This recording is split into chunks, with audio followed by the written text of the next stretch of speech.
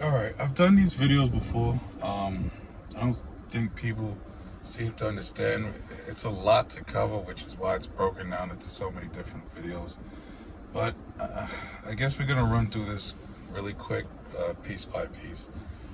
And I keep telling people that if you want to fix a lot of the world's problems, it starts with real estate, and I don't think anybody understands. So let's take a look at this. Let's start with the racist aspect of the world we live in. Um, America is not this melting pot everybody pretends to be. If you know New York City, you know Queens. Queens is probably the most diverse place in the world, home to, I don't know, it seems like almost every country is represented in Queens and almost every language is spoken in the borough of Queens. But when you actually look at the neighborhoods in Queens with its diversity, it's still segregated and separated. You have certain parts of the Queens that are just a group of people dominate. It's predominantly Hispanic, it's predominantly Middle Eastern, it's predominantly Asian, it's predominantly whatever.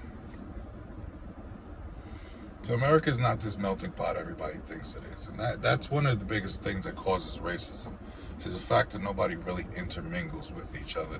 And I know somebody's going to say, well, that's not true because I intermingle with people all the time. Take your work out of the equation. Do you really intermingle with that many people in your life? That many different people in your life? You really don't.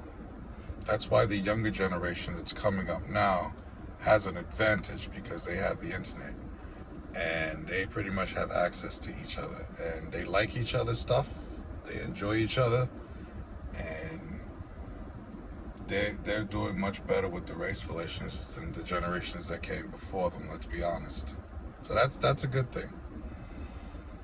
But as long as you stay separated like that and you don't try each other's foods, you don't listen to each other's music, and you don't go to each other's parties. Let's be honest.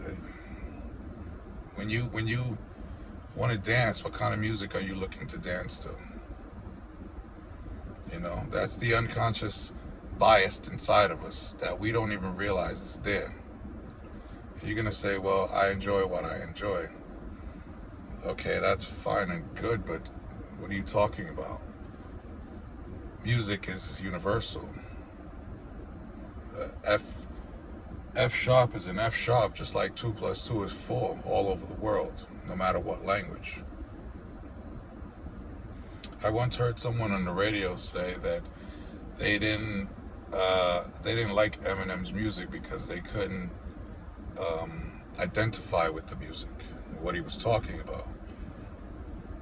And it's really funny because it's like, okay, well, you listen to hip hop music, so you identify with drug dealers and strippers, and I mean, you watch spy movies, you identify with spies, really? It's a stupid thing to say, well, I don't identify with it, really?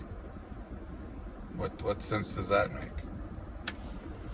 So that's the racist aspect of real estate. And when you start to see, I mean, just take a look around where you live.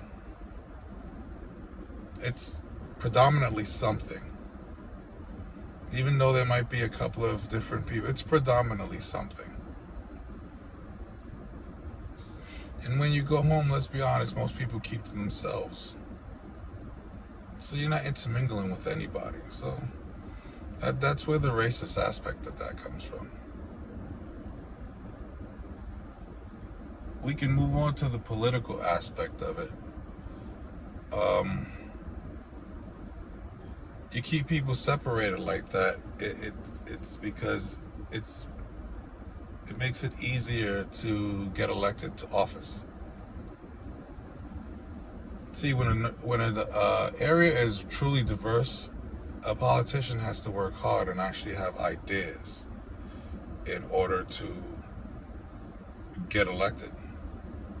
But because of the racist aspect of real estate, that's actually really easy for politicians to stay in office 20, 40, 60 years, because real estate is systemic racism at its finest.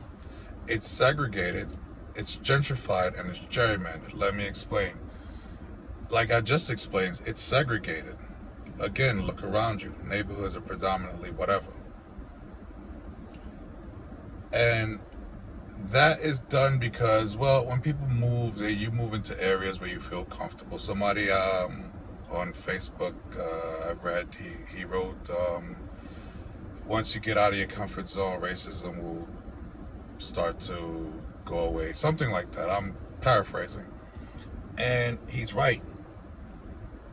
But the thing is your neighborhood is your comfort zone.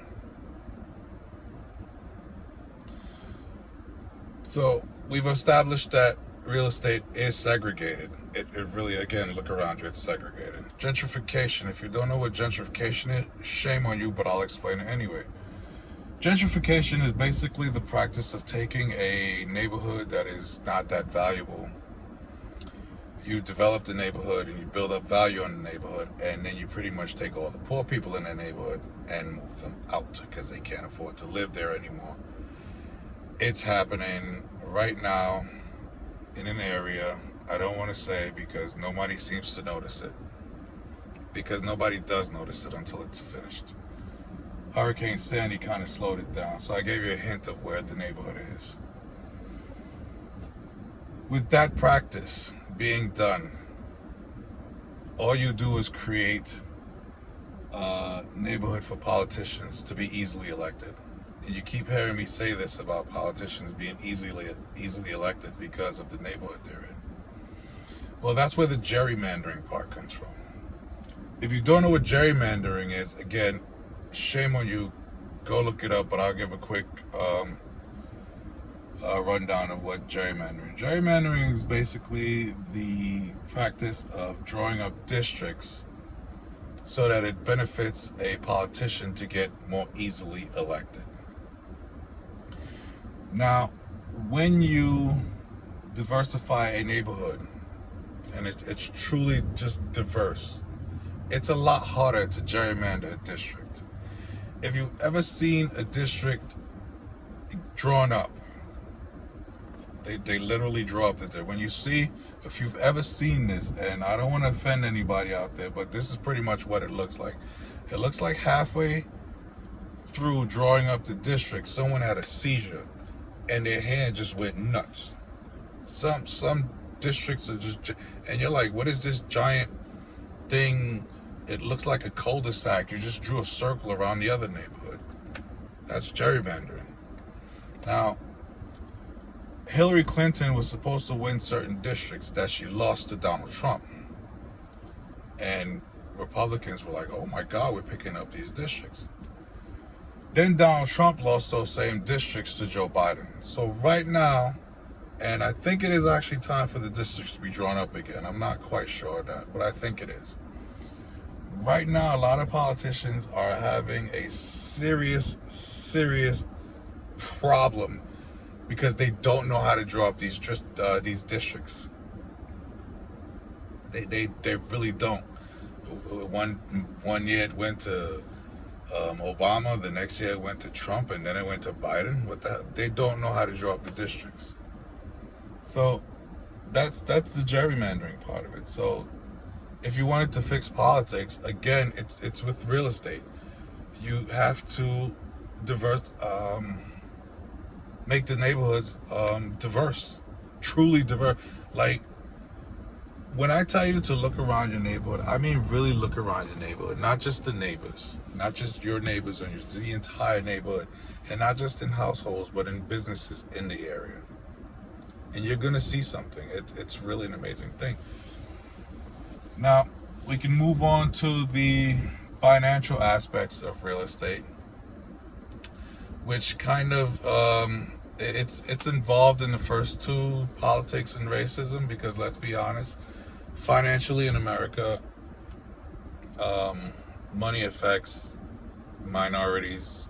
I'm not saying it doesn't affect white people, but it does affect minorities a lot more. Because let's be honest, minorities are the ones who do these unsung jobs that keep our economy going. That's something you should have learned through the COVID thing. And just on a side note, had we done what I've been saying we should have did, which is lower the cost of living, we could have financially got through COVID a lot easier. Put that in there. But financially, yeah. You have half the country who pay 50% of their income or more on just real estate, whether it's rent, whether it's mortgage, rent to a bank, or property tax, rent to the government. The key word there is rent. Stop lying to yourselves. It does affect minorities a lot more, which keeps minorities in certain neighborhoods, which keeps poor white people in certain neighborhoods, which keeps rich people in certain neighborhoods. Let me tell you, if you want to live in an area, I have no problem with it. If you want to live in an area that's called Tornado Alley for a reason, I have no problem with that. If you need to live there because that's where you can afford to live, that's where I have a problem with it. And you should too. Because people live where they want to live. People live in California, even though the fucking ground shakes and half the place is always on fire. But they want to live there. I don't have a problem with that. I have an issue if you live somewhere because you have to live there. That's where the issue comes in. No one in this world should have to live in an area because that's where they can afford to live. That's bullshit. If you think differently, go sit down somewhere and don't fucking move. Don't fucking move. Now let's get on to the con job of real estate. The con job that keeps the cycle, that keeps this vicious cycle and system in place. And that is the value of real estate that just constantly goes up. When you're dealing with real estate, what you're paying for is space. That's it. Space. Whether it's rent, whether it's mortgage, rent to a bank again, property tax, rent to the government again, rent. What you're paying for is space. That's it.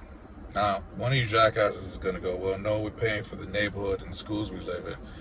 Screw you. I shouldn't have to live in a neighborhood to have those good schools and good health care and nice neighborhoods. Screw you. All of them should be that way. All neighborhoods should be that way. So let's get to the con. If all I'm paying for is space, and my space is not getting any bigger, please explain to me why the hell my rent ever goes up. Now, let's just deal with the renters for 1 second, because I want to point out to you how big a scam this really is. Like I said, you're paying for space, that's it. Most people in this country, probably, maybe around the world too, I'm not sure. But in this country, most people also pay their own utilities. So that's not even an excuse of why anybody should ever raise your rent. If you're paying your own light, gas, or whatever, how is that an expense to your landlord? You have a house. Why is your property tax ever go up? The land you're sitting on is not getting any bigger. That's the scam part of real estate. And again, it's designed this way to keep everyone in place. You don't understand that? You don't get what I'm saying yet?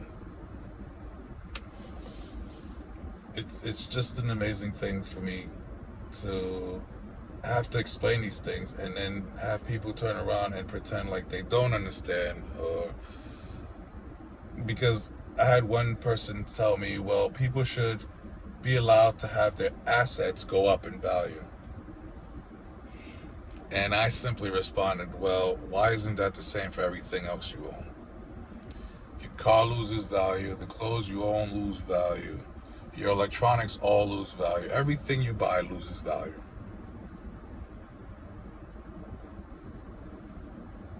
Think about that.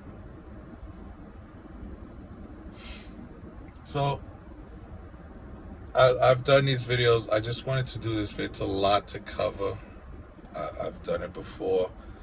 I'm gonna wrap up with because this argument is also going around that we need to raise the minimum wage so people have a living wage, and that's fine and good, and it's a good idea, but it doesn't solve the problem, because raising minimum wage doesn't do a damn thing if the cost of living goes up twice as fast. All housing should be affordable, and all households should only need one income. If you've ever seen me on Twitter, I keep saying that over and over and over again because it's the truth. You can raise minimum wage all you want. That only solves the problem until it's time to raise minimum wage again. It's like putting a Band-Aid on a broken leg. It's not a fix. It doesn't solve anything. It doesn't fix anything.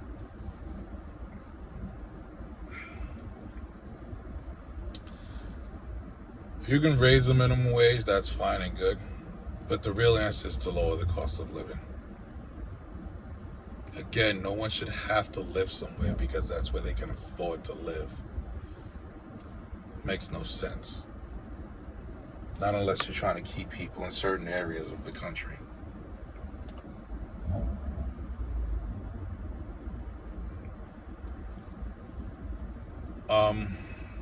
With the minimum wage increase thing, it's a good start. It's a nice idea, but again, it doesn't solve the problem. And a lot of these issues that we face, they're all real estate related. And if you don't understand why by now, then something's really wrong with you. This is the fight you guys need to take up. And I know people out there, they have their houses and they don't want their house to lose value. I get that, but I always thought your house had value because you and your family lived there. I didn't know you put a dollar amount on that. But then again, you human beings put a dollar amount on everything, so I'm not sure what else to tell you. Follow me on YouTube. Mark Marhone, Life with No Gimmicks. Because we have a lot to talk about, and it's a lot to cover in one video. I have fun with some videos, and the other videos are serious side, but this is something, if you really wanted to help everyone out, small businesses, single moms, all of this is the topic you would be tackling. This is what everybody would be fighting for. But you're not, because you don't understand that the term working homeless is a real thing, where you have homeless people who literally work 3 jobs and still can't afford to live anywhere. Someone told me that they saw an application for a new building that was going up, and it said low income, and then said that you have to have a minimum income of $80,000 a year. Does that sound like low income to you?